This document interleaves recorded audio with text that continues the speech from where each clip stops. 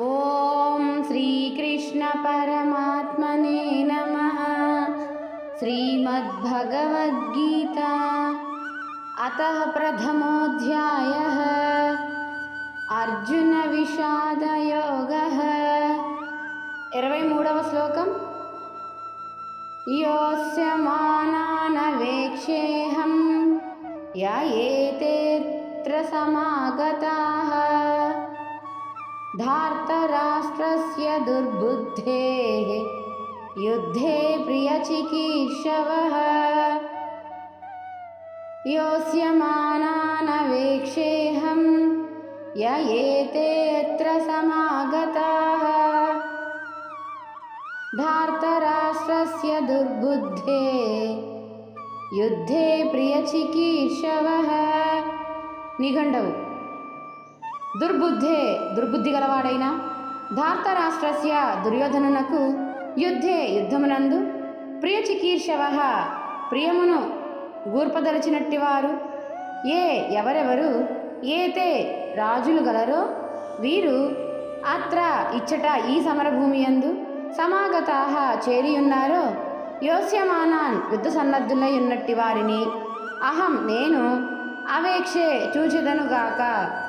దుర్బుద్ధి అయిన దుర్యోధనునకు ప్రియమును గూర్చుటికై యుద్ధమును పాల్గొనదలిచి వచ్చి ఉన్న రాజులను అందరినీ ఒక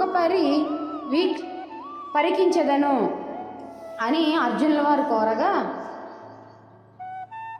ఇక్కడ ధార్తరాష్ట్రస్య దుర్బుద్ధే, ధృతరాష్ట్రుని కుమారుడు దుర్యోధనుడు దుష్టబుద్ధి కలిగిన వాడు. చిన్ననాటి నుండి పాండవుల ఎడల అకారణ ద్వేషము కలిగి వారిని అనేకములుగా కష్టాలకు గురి చేశాడు. భీమునికి విషాన్నము కూడా పెట్టారు, ఆ నీటిలో త్రోయించారు, పాములతో కరిపించారు. భీముడు మహాబలశాలి కనుక ఆ ప్రమాదాల నుండి సురక్షితముగా బయటపడగలిగాడు. అలాగే పాండవులను లక్క ఎంట దహించాలని ప్రయత్నం చేశారు. మాయాజూదంలో వారి రాజ్యాన్ని సిరిని అపహరించారు. చివరకు వారి ధర్మపత్ని నిండు సభలో అవమానించటమే కాక వారిని అడవుల పాలు చేశారు. ఈ దుష్ట కార్యాల్లో సహకరించిన వారు కర్ణుడు, దుశ్శాసన, శకునులు. అందుచేత కురురాజు దుష్టబుద్ధి కలిగిన వాడు. దుష్టబుద్ధి కలిగిన వారు తాత్కాలిక ప్రయోజనాలను మాత్రమే పొందగలరు. కాబట్టి ఇన్ని అపకారాలు చేసిన పాండవులు సద్బుద్ధి కలవారు కలిగి ఉన్నారు. ధర్మవర్తనులు కనుక ఈ కష్టాలన్నింటినీ సహించారు, సహనంతో భరించారు. అపకారాలను విస్మరించి తమ రాజ్యం తమకు ఇచ్చివేస్తే సంధికి సిద్ధమేనన్నారు. అందుచేత పాండవులు సద్బుద్ధి కలవారయ్యారు. కౌరవ సభలోని పెద్దలు అనగా భీష్మ, ద్రోణ, కృప, విదుర ఆ రాజులంతా కూడా పాండవులనే సమర్థించారు. వారికి న్యాయంగా తిరిగి ఇవ్వాల్సిన రాజ్యభాగం వారికి ఇచ్చి ధర్మనిరతులుగా వారితో సంధి చేసుకోవడమే శ్రేయస్కరమని దుర్యోధనికి నచ్చచెప్పారు. అయినా దుర్యోధనుడు వినిపించుకోలేదు. పెద్దల మాటలను పెడచెవిని పెట్టారు. సూది మన మోపినంత స్థలం కూడా ఇవ్వను అన్నాడు. దుర్బుద్ధితో యుద్ధానికి కాలుదువ్వాడు. శ్రీకృష్ణుని రాయబారాన్ని తిరస్కరించాడు. ధృతరాష్ట్రుడు కూడా ఉపేక్షణ వహించారు. రాగద్వేషాల సమ్మిళిత స్వరూపమే దుర్బుద్ధి గల దుర్యోధనుడు. ఇచ్చటి యుద్ధానికి కారణం అయ్యాడు, పాండవులు కారు.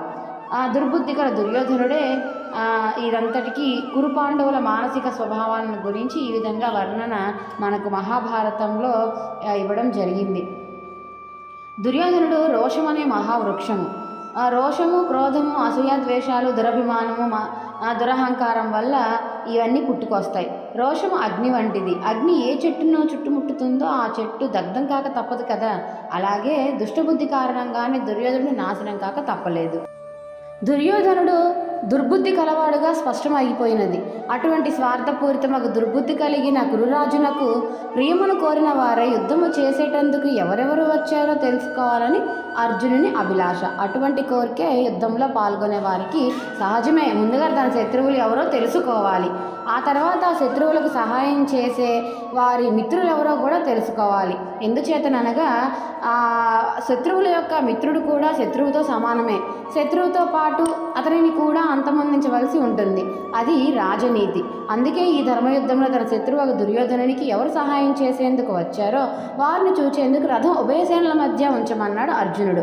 దుర్యోధనుడు స్వభావరీత్యా అసూయ, ద్వేషము, దురభిమానము, మాత్సర్యము కలిగిన వాడే. ఇది లోకవిదితమే. అందుచేత దుర్యోధనుని పక్షం వహించి అతనికి ప్రియం కలిగించే వారు ఎవరు ఉంటారు? అటువంటి స్వభావం కలిగిన వారే తప్ప దుర్యోధనికి సహాయం చేస్తున్న వారందరూ బుద్ధిపూర్వకంగా చేస్తున్న వారేనా అన్నది ప్రశ్న.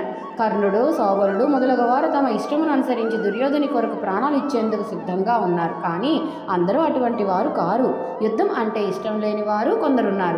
వారు అయిష్టంగానే యుద్ధం చేయడానికి వచ్చారు.